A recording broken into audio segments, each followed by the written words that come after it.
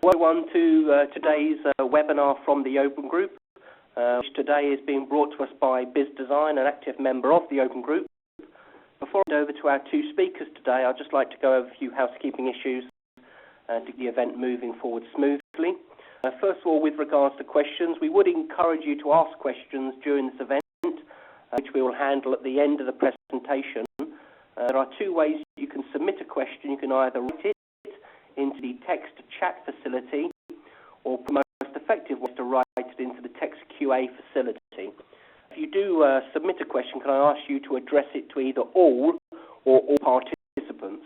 That way everyone gets to see all the questions that are being submitted.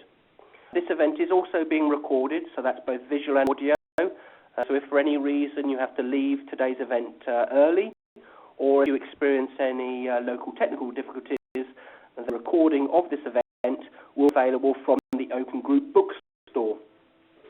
With that covered, Rob, if you're ready, can I ask you to take it away? Thank you, Simon, for the introduction.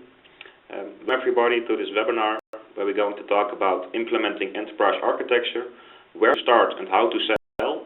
It's a set of practical tips and guidelines and some experience we have for sales. Presented by two presenters, myself and Brenda Cowie, and we will introduce ourselves shortly. Next slide. My name is Rob Kruse.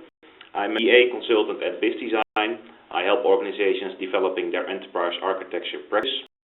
And besides that, also a trainer in different standards from the Open Group, Archimate and TOEFL. I'm also a trainer in Biz Architect, the EA tool we develop. You can contact me via these details via email or Twitter. Brenda, if you can introduce yourself. Sure. Hi, everyone. Thanks for tuning in today. I'm Brenda Cowie. I'm VP of Client Services for Biz Design, and I run Biz Design in North America. Talking to you all today, and thanks for tuning in. My contact details are also on the slide. Yeah, thank you. I'm covering the first part of the presentation, and Brenda will cover the second part. Short introduction about Biz Design. What do we do as a company? We help organizations in setting up enterprise architecture or BPM solutions in four ways: with software, tools, consultancy, use of best practices where we focus on open standards, and training, all to set up these practices in your own organization. We do this worldwide. Our head is located in the Netherlands. We also have offices in North America, which is part of, and our offices in Belgium, UK, and Germany. Furthermore, partners in Australia, Mexico, and many other countries. Today, the agenda. I will start with tell you something about implementing EA. How do you do it? Where do you start? And tell you about a specific case of a Canadian telco. And I will focus on a specific aspect, governance aspect of this implementation, in which the group manager I will introduce. This is a tool which can you help in implementing EA and govern this process. Brent will take over on the second part, which is more about effectively communicating and sell the EA in the organization, and also more a focus on the human dynamics which are important there.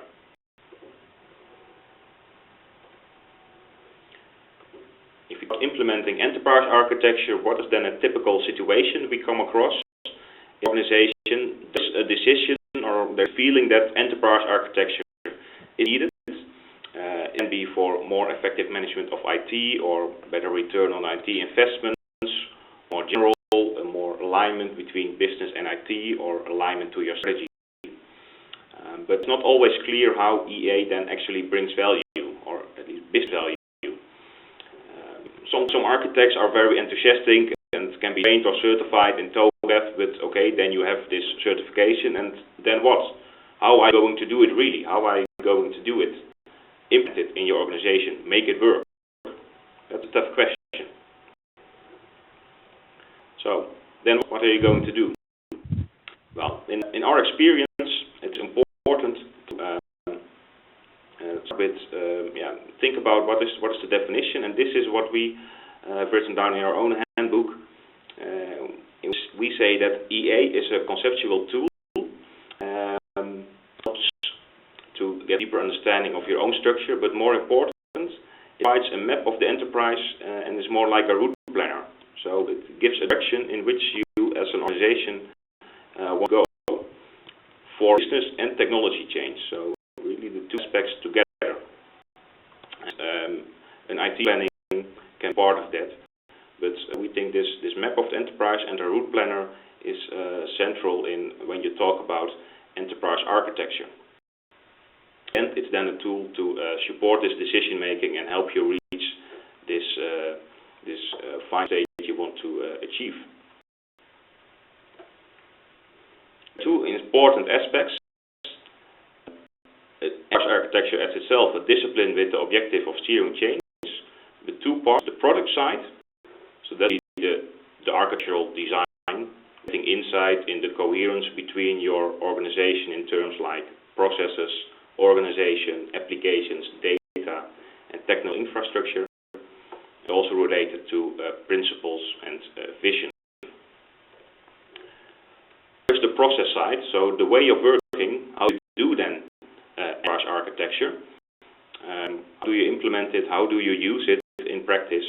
There you come more, you see also the TOGAF ADM appear, so in which steps you have to take, who is doing what, roles and responsibilities and activities. That's more the process side of enterprise architecture. And you need both. If you have a perfect process but not good architectural designs, you don't have achieve all added value, and the other way around also not. Implementing EA, in our experience, impacts lots of aspects of the organization. It's not only technical, it's also business. So you have stakeholders both in business and IT. And you start from a strategic perspective, really trying to implement the strategy via EA, which also focus more on the technical aspects. You have a lot of interactions with stakeholders, but also with existing structures which are already there in the organization. The current processes that are in place, like your IT development processes or your strategic decision-making processes or other ones. Those processes already exist. Okay. So that my computer has a crash. I can't talk anything. So I have a blue screen. I'm not sure if you still have the site in the session, but my computer is crashing. Sorry about that. Simon, do you still have the presentation on, or what is happening at the WebEx session? Yes, Rob, we can still see the presentation. Okay, because you know this Windows blue screen. I have it now. It's perfect. So I have to reboot. One more, please.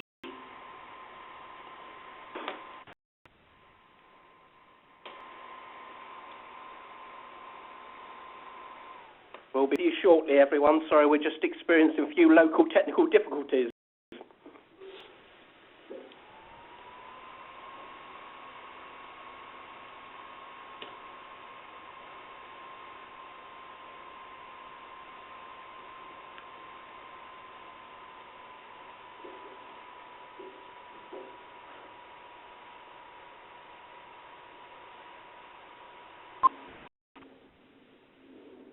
Gets his machine up and running again. Just to remind you, everyone, that if you'd like to ask questions, then the best way to do that is via the text chat facility or the text QA facility. Recording this presentation, so it will be available on the Open Group bookstore sometime tomorrow, and everyone will get an email that will have the URL where you can access that recording.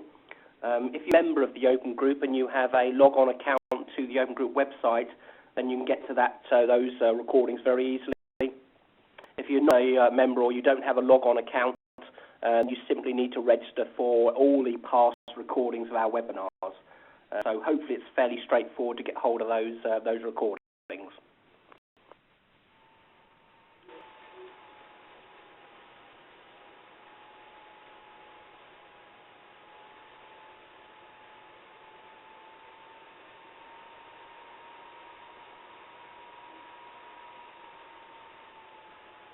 So it looks like that Rob's had to just log off for the time being. He'll log back in, and then we'll start the presentation again very shortly. I do apologise for these technical difficulties that we experience just at the moment, but please bear with us a couple of minutes, and we'll be up and running very shortly. Thank you very much.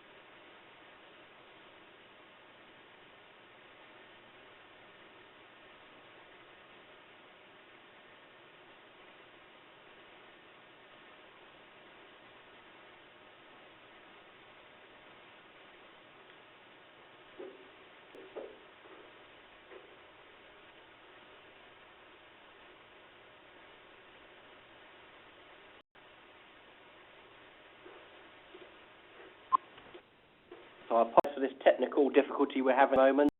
Rob just logged down, he's logging back in. Hopefully Rob will be with us very soon, so we'll be able to restart the presentation very shortly. So please just bear with us. We'll get going as soon as we possibly can. So once again, I apologize for this technical difficulty.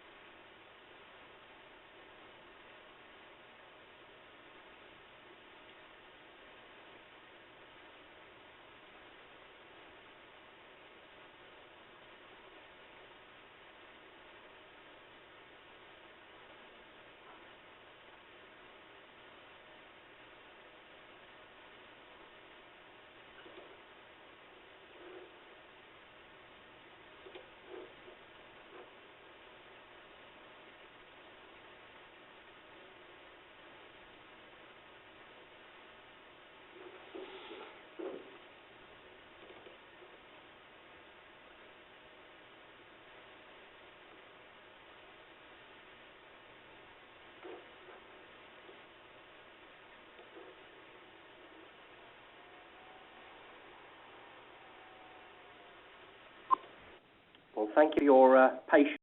It seems to be taking a little bit longer to get back into the presentation. Hopefully, almost there, Simon. So I think fairly quickly.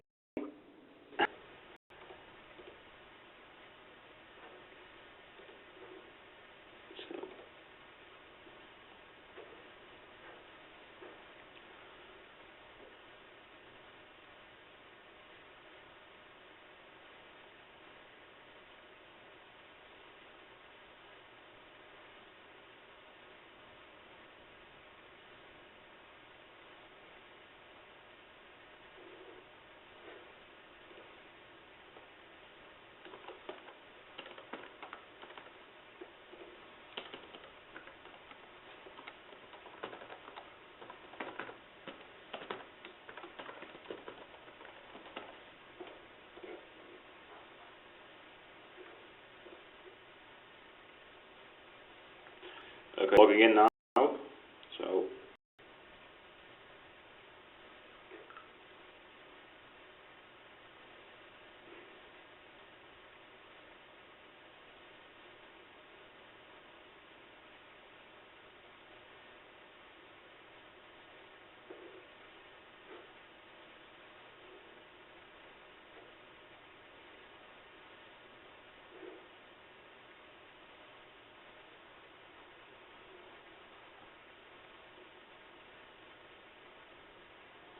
There you go. I've handed control back to you, so you should be ready to go again.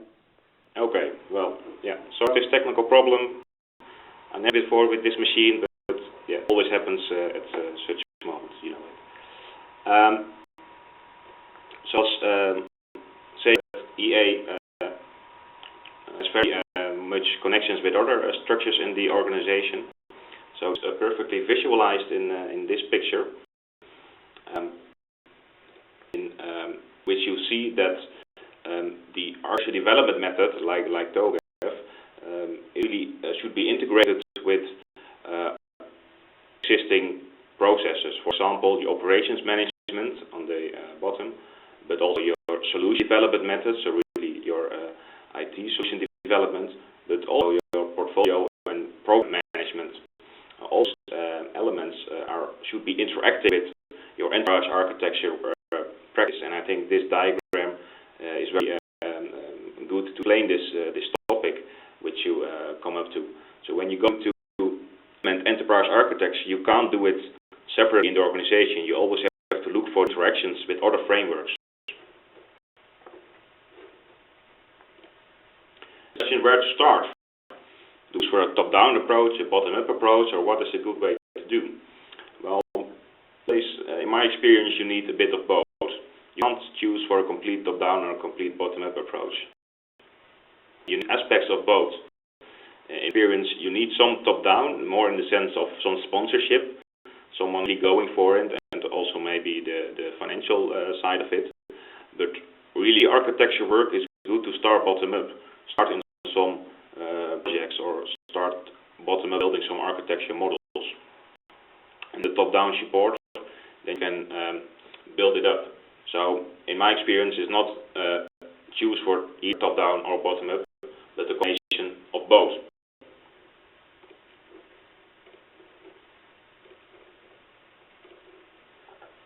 Then, how can you start such EA implementation? It's important to set some clear goals. What do you want to achieve with this implementation, and in what time frame? And maybe you can also set goals in the time. For the first year, we want to achieve these goals, and in the second year, these goals. Some strict KPIs. When satisfied? When is it a success? This EA implementation related to those goals. And then one of the first things you have to do is think about the framework. So I was talking about your enterprise architecture framework will interact or has to interact with existing other frameworks.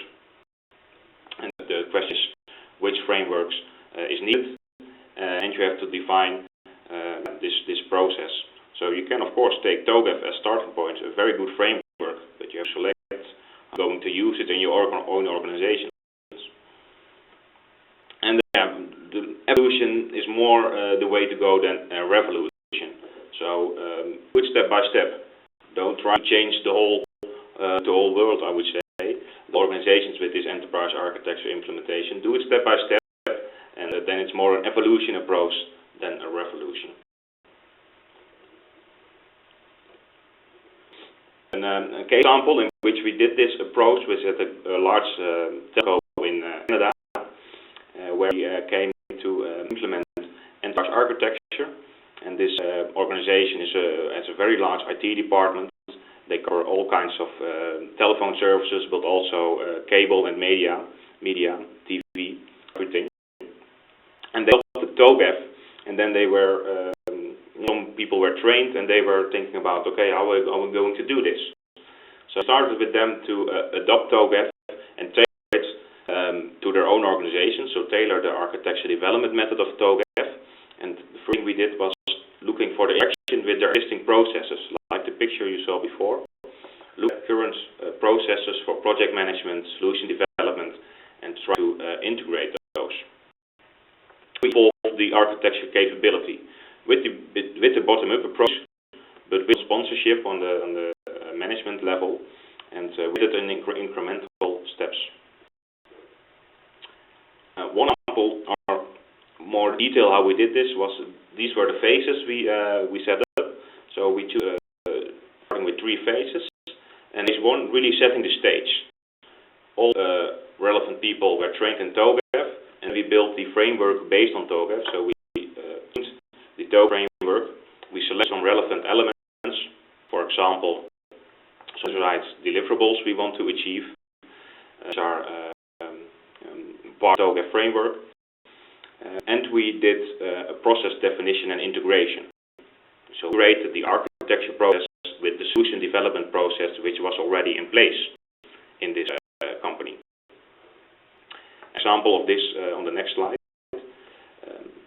The next year we did phase 2. We focused on architecture standards.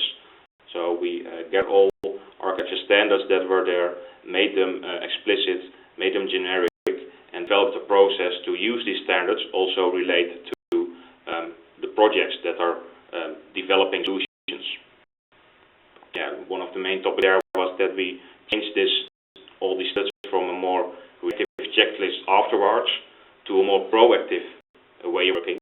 So at the start of a project, already thinking about the standards we want to use, instead of when the solution is almost ready, then look with a reactive checklist if it's according to our standards we have developed.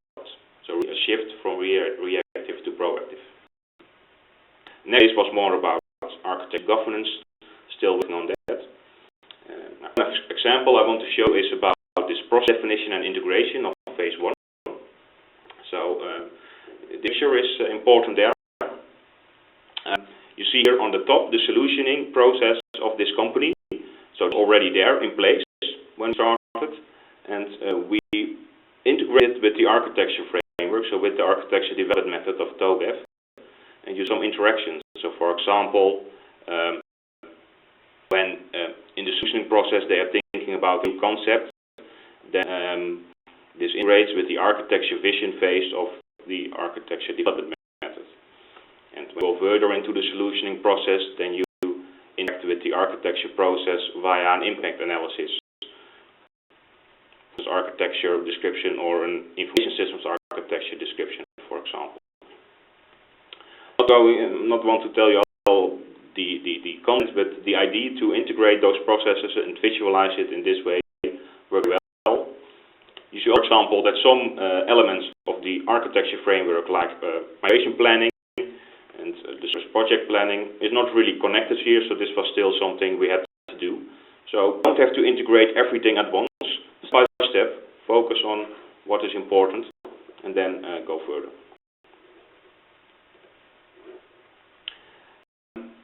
The TOGAF ADM is of course core of the TOGAF standard.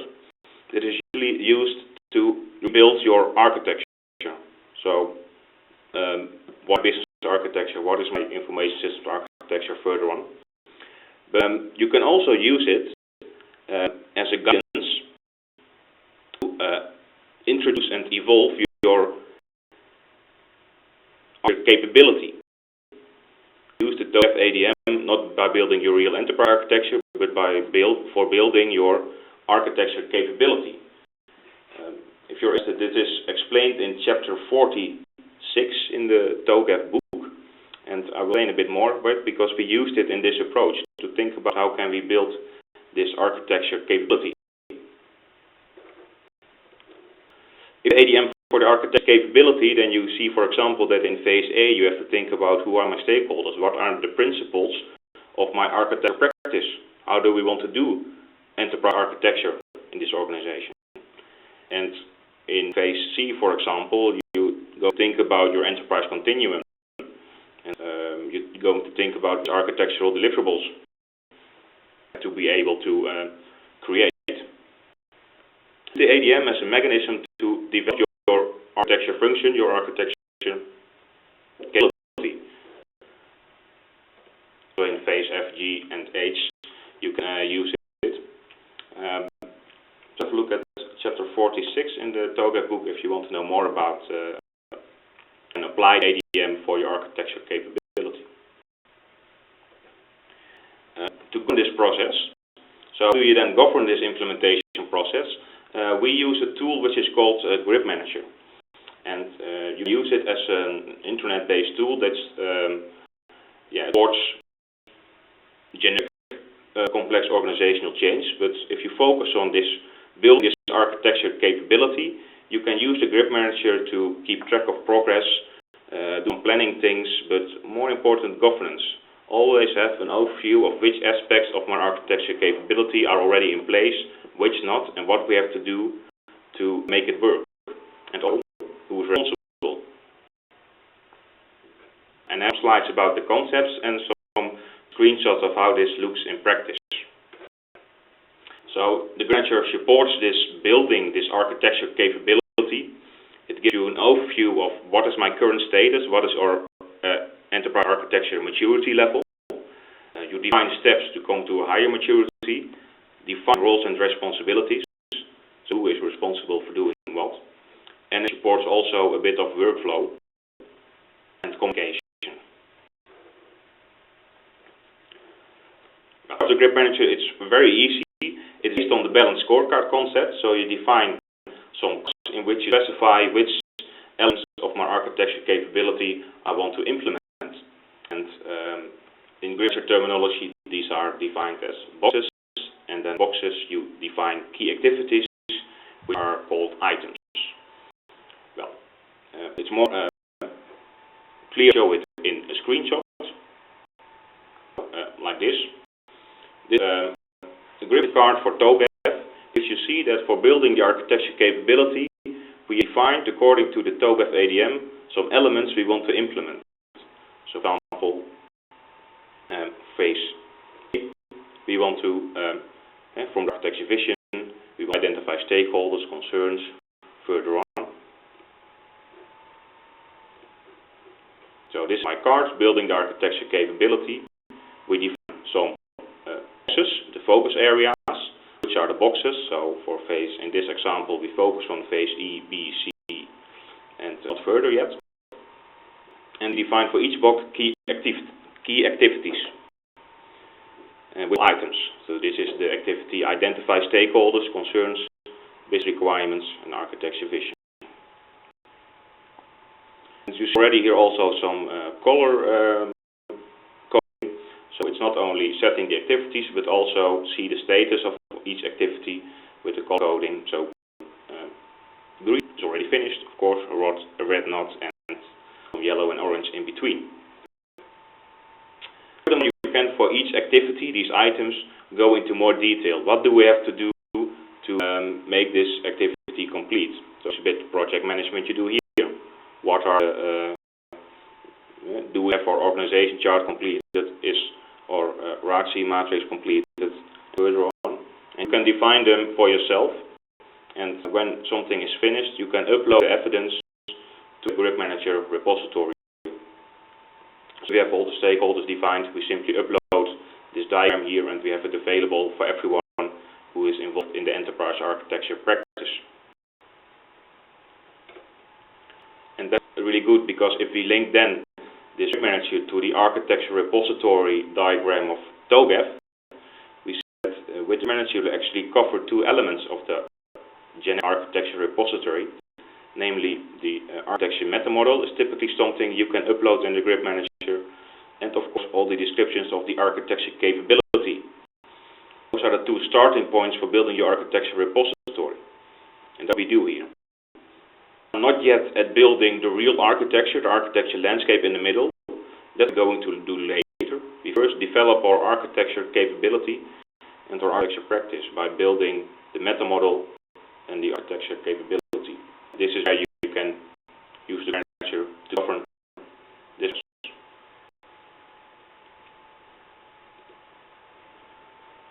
Samples, so you can progress you can focus on the traceability of the progress, so see of each activity which stage it has, and there is also an approval mechanism, so you can build in that someone else approves that the activity is really finalized. So this is who is responsible and who is the work. And you can color coding. So on each box you can see which part is already finished and which not. You can also create these landscape diagrams. And you grid manager on various abstraction levels. I'm not sure if you're familiar with this picture, but also from the TOGAF standard, you said DM can be used on strategic level, on segment level, or on capability level.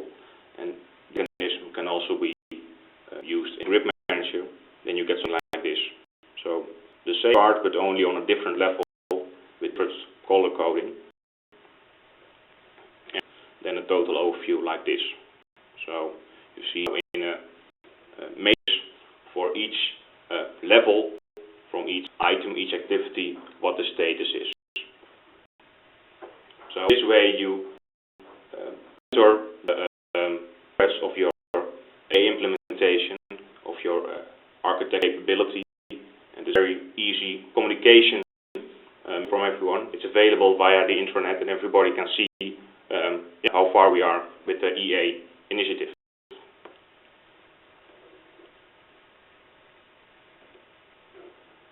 The way messages of this first part.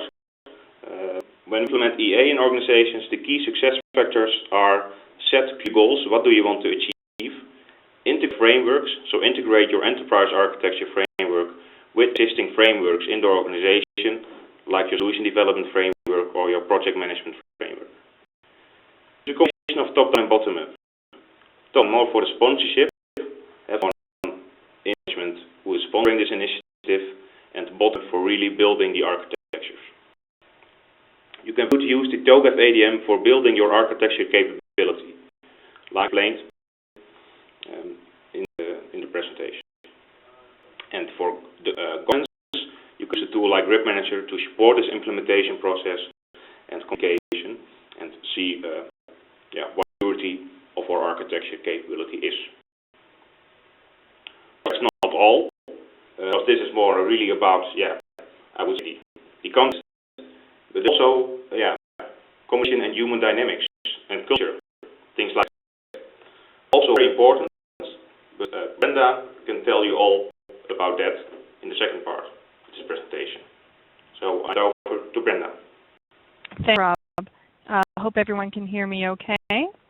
I'm going to talk a little bit about communicating and how you can better sell what you're doing internally in an organization. You know, time and time again, as we have many discussions with clients and prospects at conferences, etc., a key aspect that continues to surface all the time is the importance of relationships and messaging what you're doing in an appropriate manner to your target audience to get your EA initiatives implemented effectively. Many times, a key component of the work that we do at BizDesign is to help those in the EA roles in reaching out to build relationships with other groups in the organization, and to really seek out and build those relationships with other key roles prior to needing them to be there, prior to addressing any project issues that might arise. The effort the effort EAs make to get to know other groups' concerns really benefits everybody down the road. When problems arise, you want to have those relationships in place. So people call us up all the time or approach us at these conferences and say, okay, well, now I've just been knighted in EA, or we're just starting an EA program. What do you do, and how do we get it off the ground? So a big component of the EA role that we find is the ability of that person to navigate, negotiate, and influence the people in order to do what is best for the organization as a whole. One EA leader of a large financial services firm that we work with, they actually look for more management consultant types as they're building their team out, because the soft skill muscles aren't traditionally given an opportunity to develop when someone comes to the role through IT. It's different for every case, but we find that our work is done in sort of coaching and mentoring EAs in these arenas, in these areas.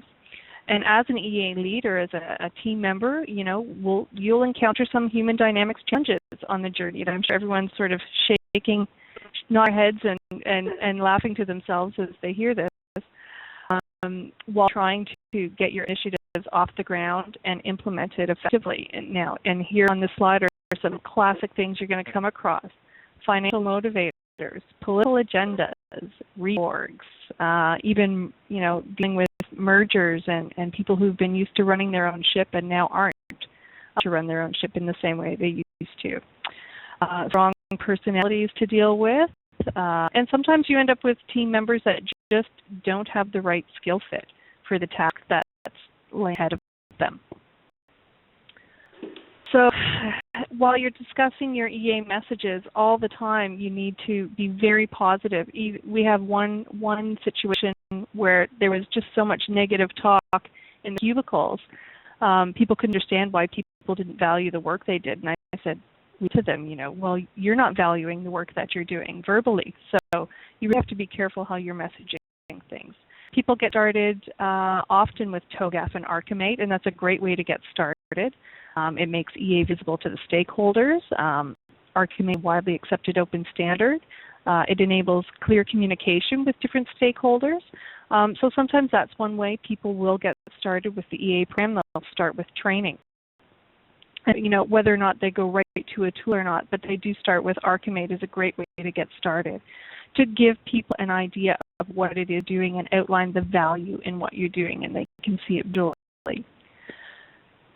One clear message is you always need to impart on your audiences is that EA allows you to simplify and standardize. And, some of those questions I'm sure you've heard around you in your organizations. At its simplest, your message is this, that it allows you to simplify your IT and standardize things, enabling you to do things better, faster, and cheaper. So, with that said, how do we make enterprise architecture? How does that make projects better? Well, here's a few examples here. There's many more. But, it gives guidance in developing solutions that are in line with standards, strategy, and architecture principles. And this will be more in line with business requirements. Hopefully there's some kind of governance process in place. If not, there should be. Architecture Review Board, for example. It allows you to do things more cost efficiently.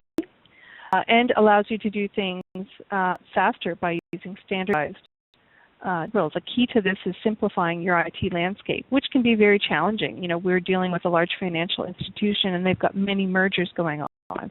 So, they started with some low-hanging fruit to really gain traction and show some value in what they can do, and they took a look at just cutting down their vendors.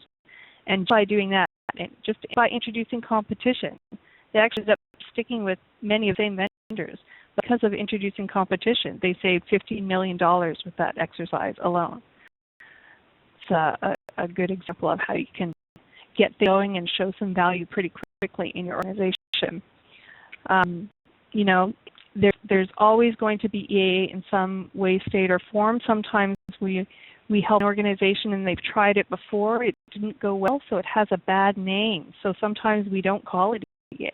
Sometimes you do EA initiatives and projects and then enlighten on the back end as to how that was aligned with your enterprise architecture initiatives to show value.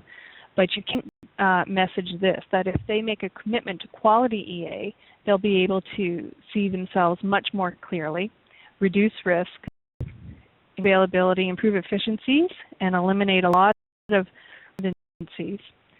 And understand their market and their customers better so they can be more strategic and make more profit as a result. And these are the kinds of terms, this is the kind of language that really speaks to the business and results in building trust and helping your EA initiatives to gain some traction. Again, messaging, why should we do EA? EA drives business and IT alignment. It creates shared vision, a common language. It can create new products and services, reuse of existing business capabilities, ensuring your mind is really going to strategic initiatives rather than strictly tactical initiatives. That's a very big one. And it allows you to focus on gaps and do some strategic analysis to create a more effective roadmap for your plans ahead in your business ahead. Managing IT and business change processes is a big one, a big effect, and it acts as your basis for governance and metrics and keeping on getting things done and getting the things right. And EA also drives transformation, EA transformation, but it has to be driven by clear business, but there's no sense in doing EA just for the sake of doing EA. It must be part of an evolutionary plan. rather than apply to a one-off project. Sometimes you have to apply it to a pilot project if it's around a new idea in an organization to get things off the ground, but it is a culture shift and part of a longer action plan rather than just a short burst. It should reduce your total cost of ownership and efficiency and agility. It should result in improved customer experiences and create greater gross margin. The people side. This is an aspect of EA that is very mystery sometimes to people trying to get effective EA off the ground. And these are some of the tips that we've kind of compiled over the past few years from our consulting practice. Identify some key stakeholders, both on the IT side and on the business side, who will be affected by your decisions and influence, and reach out to them early and often. You avoid a lot of backpedaling on decisions in the stages of projects if you address things early and get to know them. Create an EA ambassador in your organization. We had one client who was in the EA practice, but wasn't really well received on the business side. And to their credit, they recognized that and chose someone on their team to help them sell the message who the business responded to for whatever reason. It was very, very effective. They were very on board with EA. They understood the value that it would deliver to the organization, and it really helped get their initiatives going much faster than they would have had that person not been involved. We use that influence and use them as a messenger, which is the next point. It was very effective and really helped out, and then got people on board with the EA team, so it wasn't required as much down the line. Again, communicate early in the process and often. Make sure your message is actually understood, not just heard. It can be an overwhelming task, and to those who are not in the EA team or not in IT, oftentimes it is a bit of a mystery. What do you guys do exactly? So it's very important for you to reach out to them and act as a consultant in respects, and know them and get to know what it is that you can do to partner with them strategically to move things on their side as well as for you.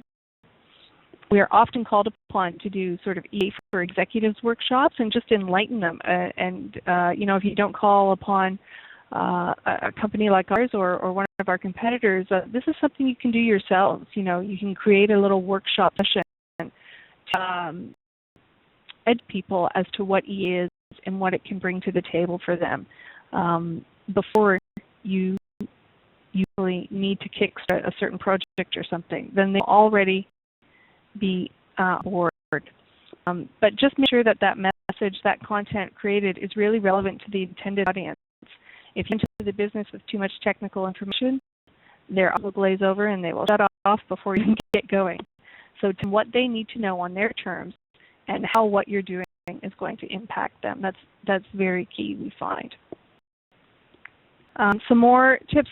Encourage debate when making a change or making a decision regarding an existing process.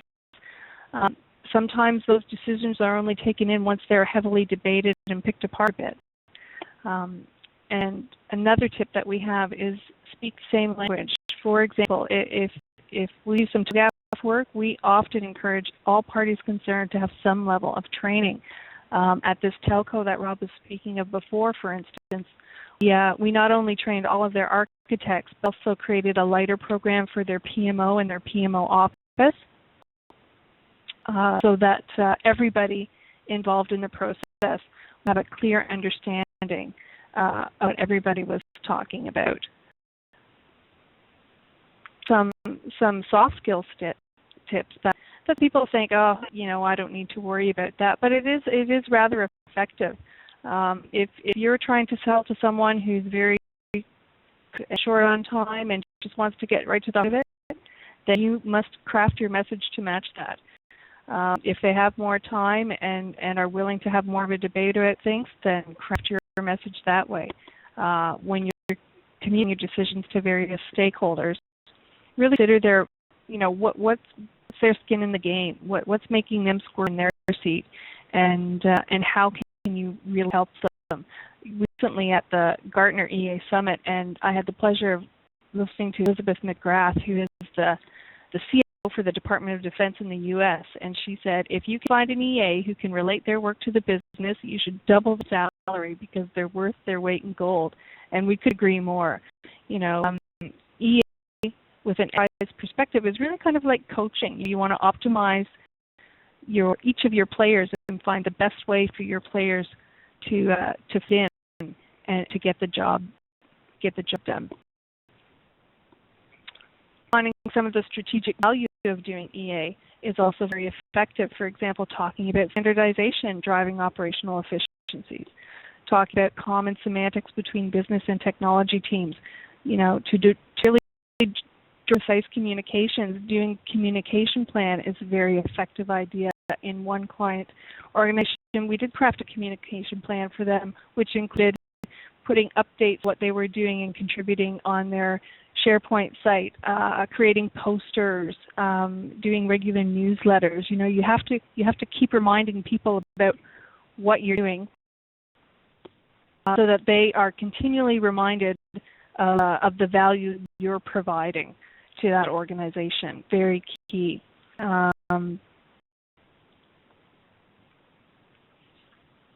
How do people get started? Well, some people start with training. Some people choose to apply a framework to a pilot project. Some choose to start an EA tool, or even just Archimate. Archimate is a great way for people to get started, to outline what's going on in the organization and have that visual for everybody. Everybody starts a little bit differently. We often suggest people not to start off with a tool right away. Typically, they need to get a little more work done before they're ready for a tool, in which case starting with something like Archimate is a great way to get going. Again, our philosophy at Business is to think big, but start small, act fast, and show some value. You really want to go from a reactive position to being a proactive strategic partner to your business. But it certainly takes time. It's not done overnight. One way that some of our clients have great success with is talking about mapping business capabilities. EAs attempt to create an IT architecture that supports business goals and manages change.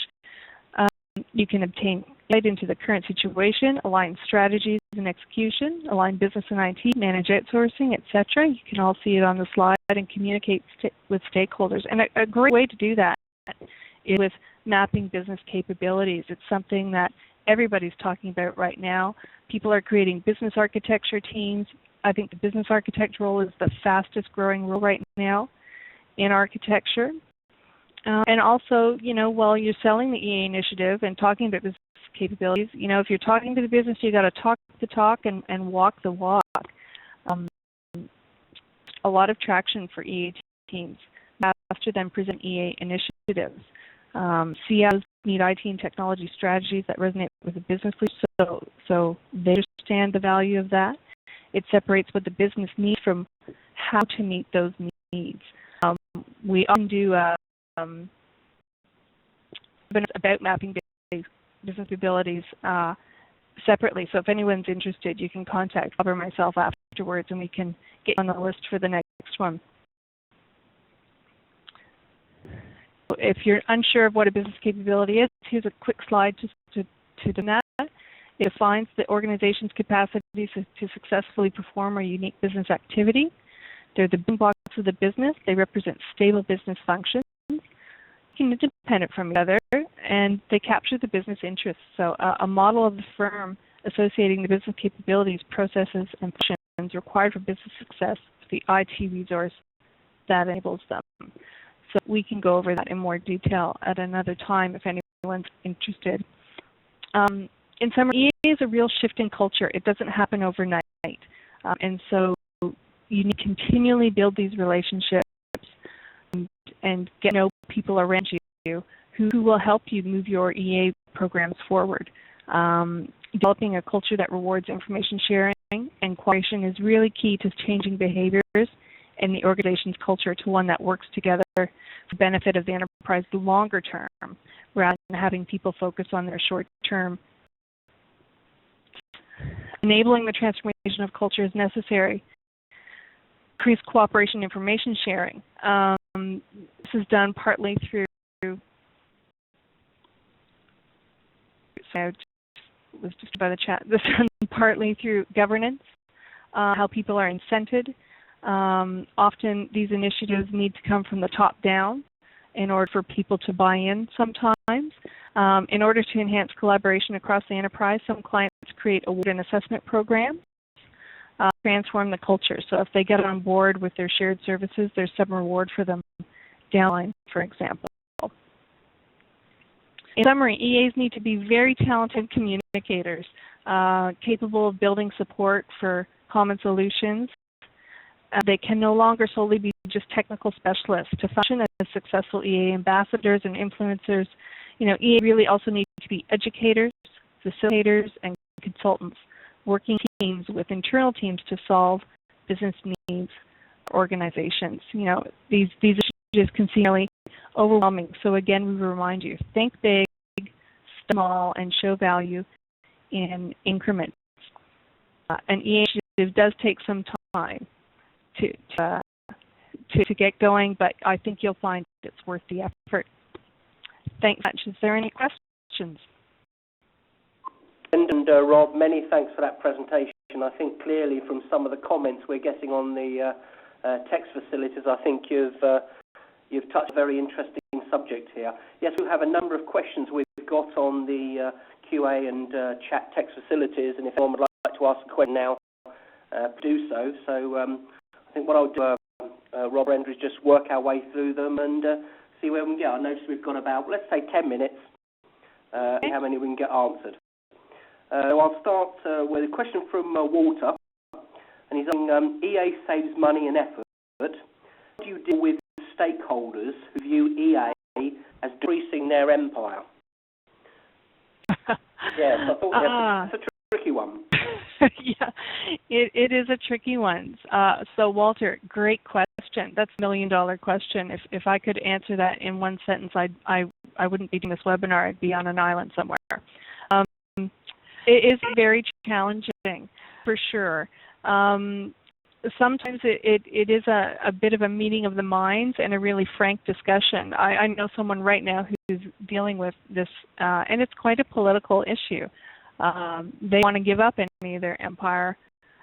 So what the EA practice lead is doing is actually talking to the CIO above them and outlining the value in what they're doing.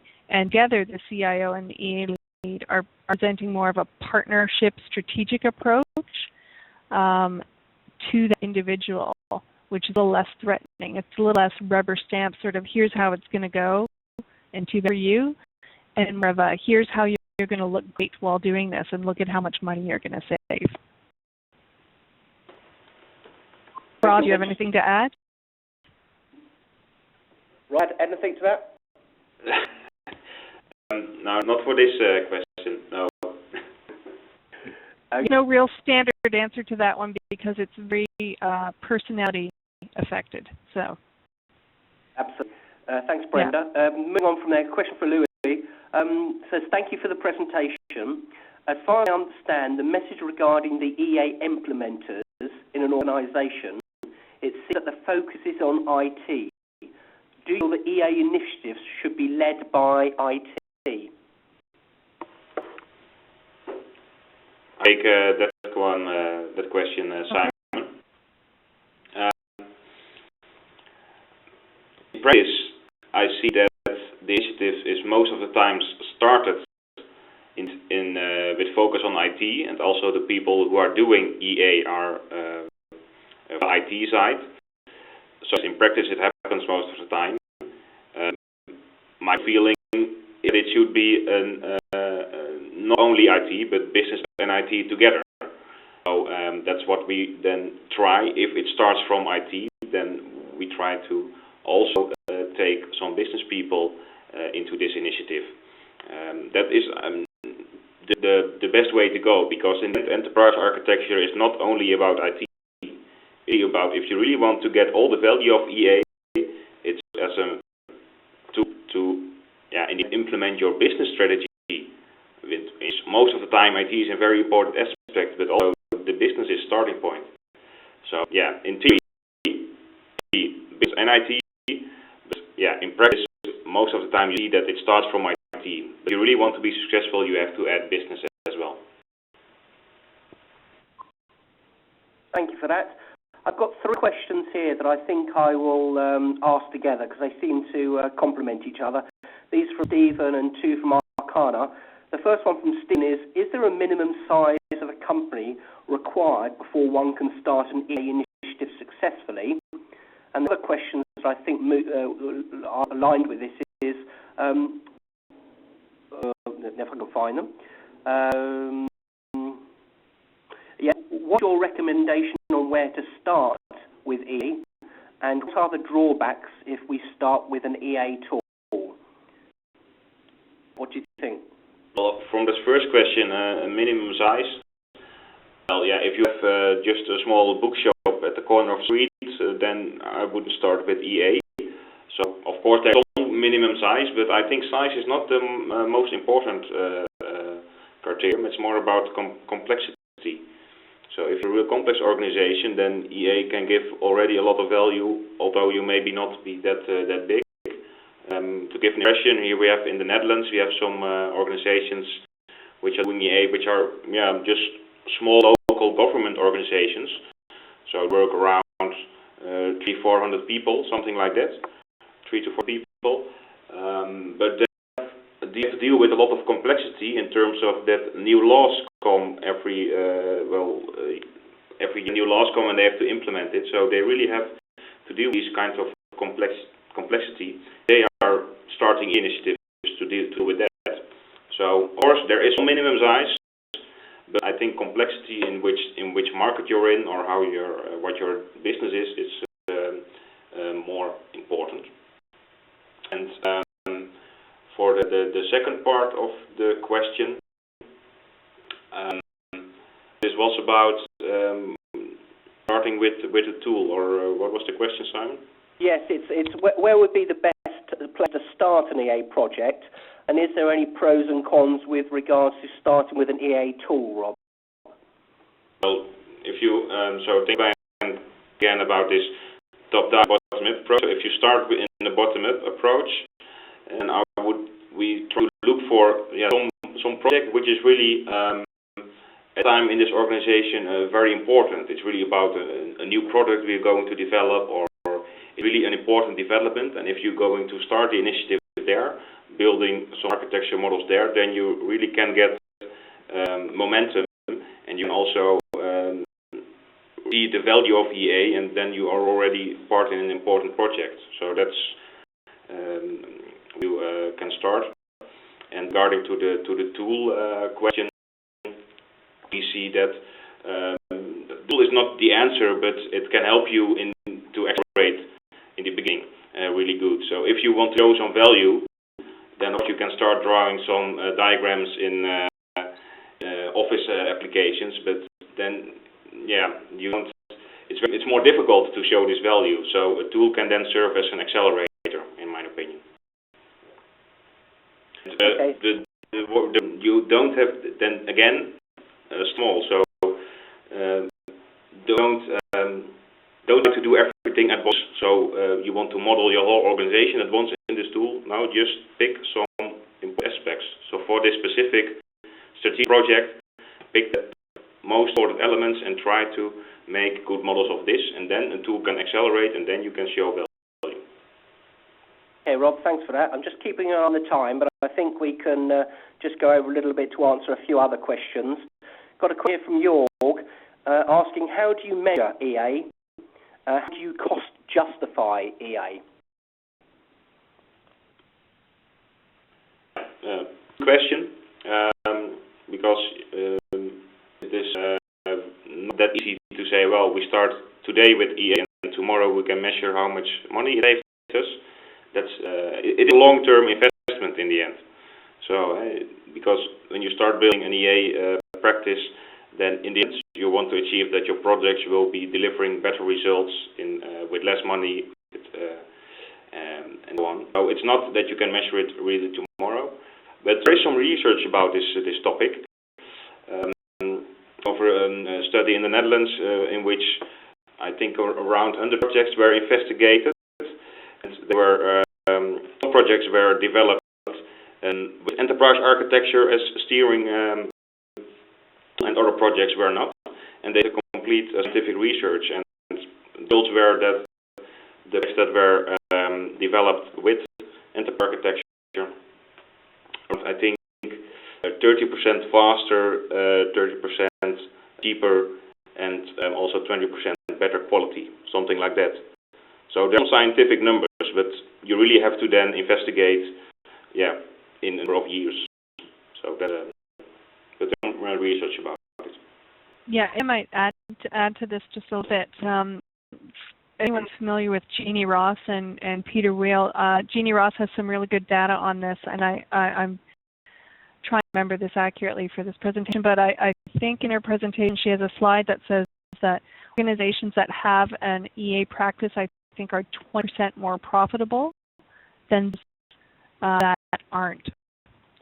Also recently, when I was at the Gartner EA conference, one of their EA, Phil Lega, I believe, I'm looking for it right here, spending on EA, leading companies that have more profit spend 16% of their budget on EA, and laggards spent 4% of their IT budgets on EA.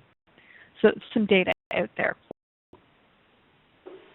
Thanks, I think that's a really good lead into probably what I think should be our last question given the time. And this is from Suresh Kumar. He's asking, how does EA save money for a company? A broad question, but I think it's an important one. I'll Rob. Thank you, Brenda. You're welcome. If you EA, and it is you make complexity. So you have a good insight in not only your current architecture, but especially also your target architecture. So connected to your strategy. Then for projects that are going to develop new solutions in terms of business or IT, then you can investigate better what these projects have to do. What are they going to develop? What are the dependencies? And in the end, the money, what is this giving, or the value, is the projects are delivering better solutions because you have thought of the long-term where you want to go, the vision, and everything that is developed is on the right path, you would say. So there's no money wasted in projects that are not going to deliver. Many large organizations in which they started large projects going to develop all kinds of nice things. It costs a lot of money, but in the end, nobody is going to use it, and the money is just gone because they didn't think of, okay, what is the way we want to go? What is the target state? What is our target architecture? And if you don't think about that, you just get around and doing some projects. Maybe good, but often not, and then the money is gone. Oh, that's fantastic. So I think this will be a good time to this event to a halt today. Rob and Brenda, I'd like to thank you both for your time and the excellent presentation you've given us today. I'd like to thank everyone today for participating in this event. Just before we do close, I noticed there were a few questions about Archimate. We have run quite a few webinars in the past about Archimate, so if you're interested in that subject, please do go on to the Open Group bookstore and you'll find a number of recordings of events where we've talked about Archimate, and I'm sure you're running future events about that subject in the future. So once again, thank you, Rob, thank you, Brendan, thank you everyone for participating, and at this stage I'll end the presentation. Thank you, Simon. Thanks everyone for attending.